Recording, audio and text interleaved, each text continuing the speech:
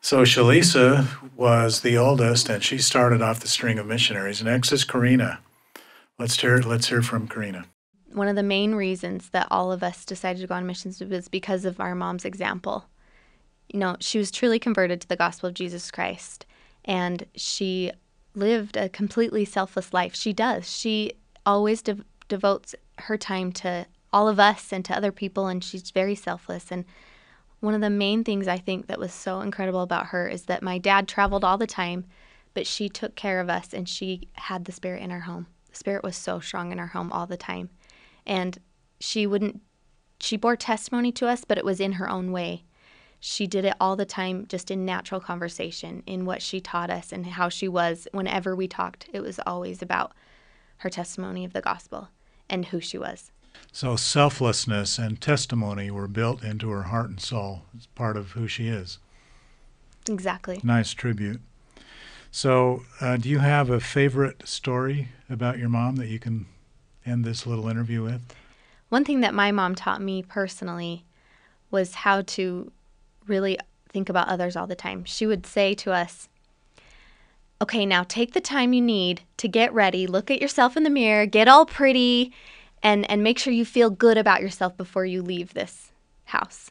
But then after you leave this door, do not look in the mirror, do not think about yourself, and just focus all your attention on others. And then you'll have a beautiful glow. She used to teach that to us. Do you remember teaching that?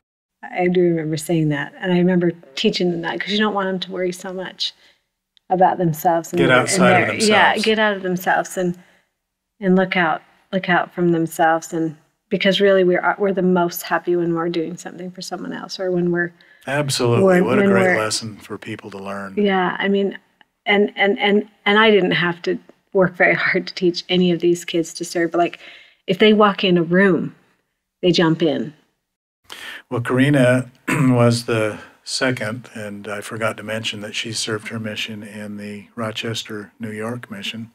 Because she served in the Rochester, New York mission, and which also she got to serve in the sites, you know, where Joseph Smith grew up, and in the Grove, and in the printing press, and I actually haven't been there, but she was telling me the different sites that they would do tours on, and she saw people probably at least once a week for sure that she knew, you know, because people will go back there and visit. So she had kind of an interesting mission that way.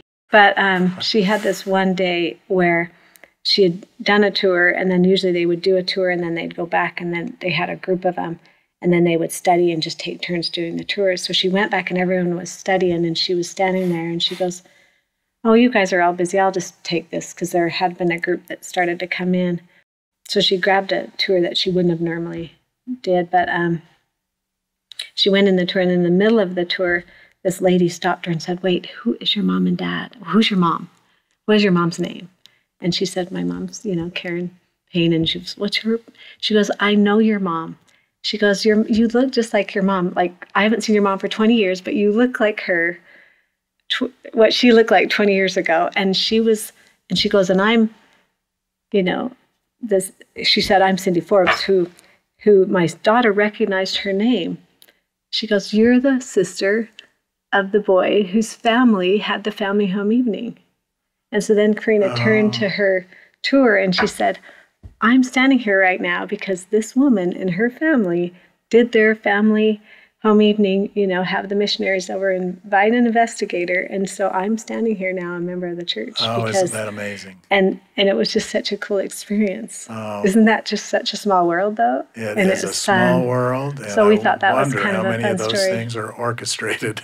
Exactly. And she came home and called me and said, I know it's been 20 years since I've seen you, but I just wanted you to know that, you know, I saw your daughter and I recognized her. And I don't think we look that much alike, but people have often thought we did. So that was fun.